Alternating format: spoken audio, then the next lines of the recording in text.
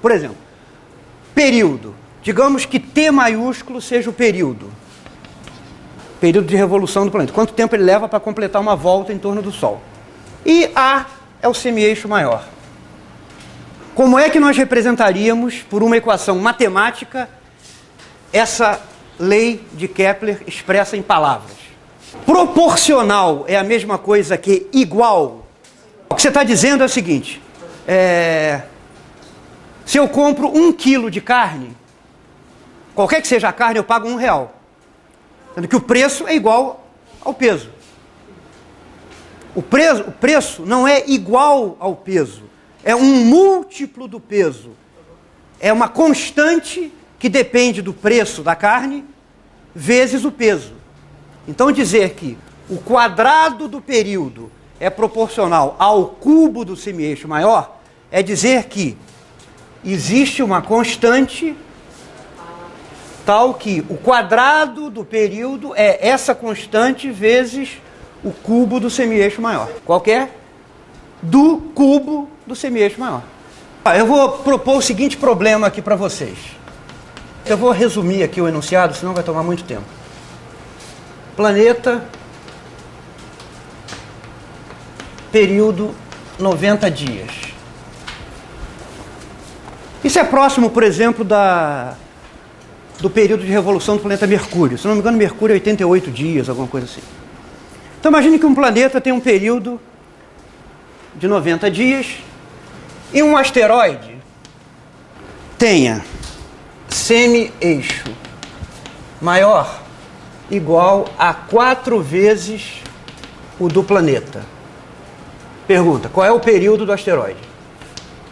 Nós sabemos, pela terceira lei de Kepler, que o quadrado do período é proporcional ao cubo do semi-eixo maior. Vamos chamar de TP, o período do planeta, tá bom? Então, período do planeta é o produto dessa constante, seja lá qual for, pelo cubo do semi-eixo maior do planeta. Então isso aqui é para o planeta. Para o asteroide, vale uma mesma equação.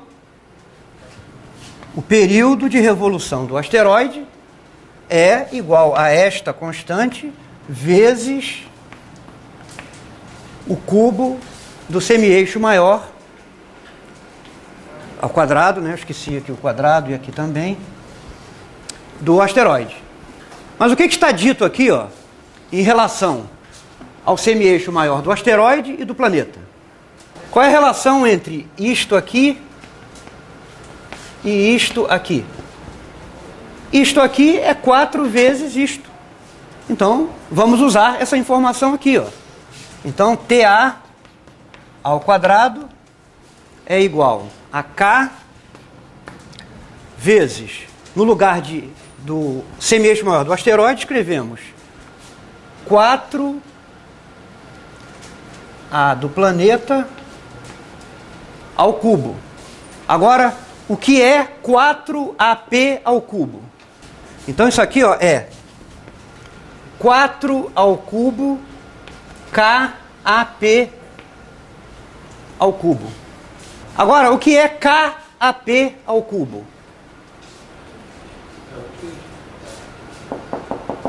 Isso aqui é TP ao quadrado. 4 é 2 ao quadrado, né? Quanto é 2 ao quadrado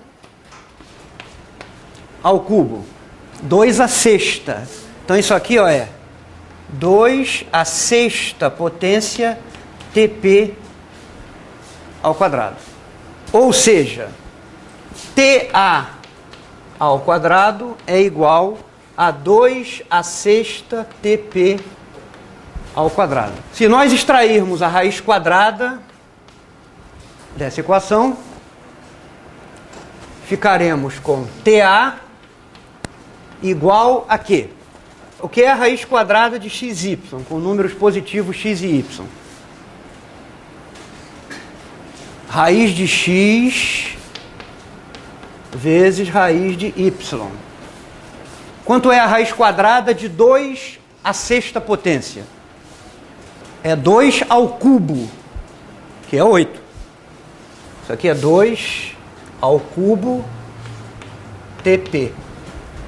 Portanto, o período do asteroide é 8 vezes 90 igual 270 dias. Então, se nós sabemos uma certa relação de proporcionalidade, nós temos certas informações, a partir de uma coisa, obter conhecimento sobre uma outra coisa, usando a relação de proporcionalidade. 720. Eu troquei a ordem.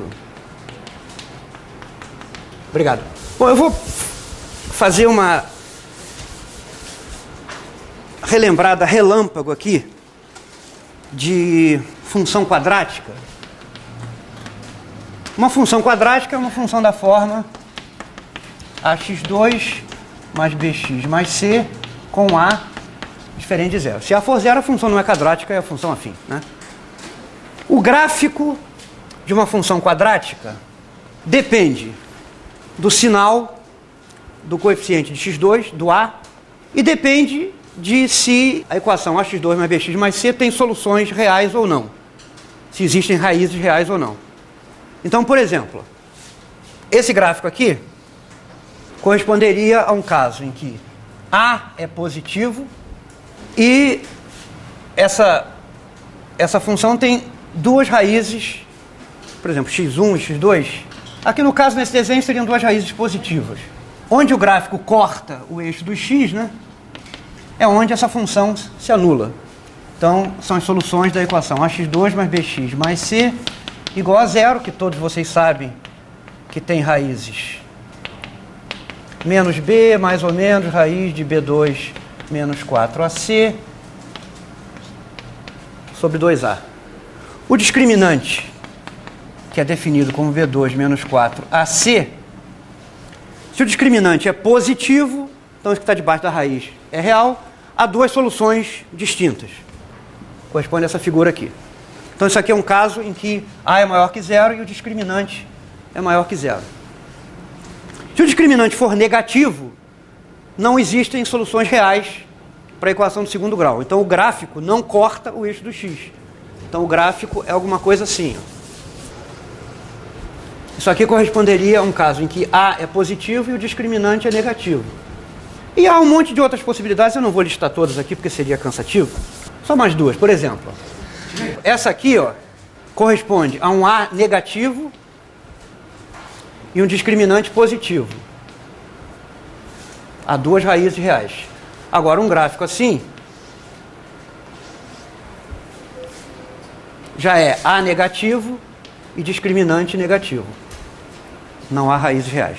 O gráfico não corta aqui. Vocês observam, né, que se a é positivo, a função passa por um mínimo. Se a é negativo, a função tem um máximo. A posição do máximo é muito fácil de saber, sem precisar decorar formuleta nenhuma, porque fica exatamente na metade. Essa curva é uma parábola, né? O gráfico de uma função quadrática é uma curva chamada parábola. E o máximo ou o mínimo, quando a função tem raízes, é alcançada exatamente no ponto médio entre as raízes.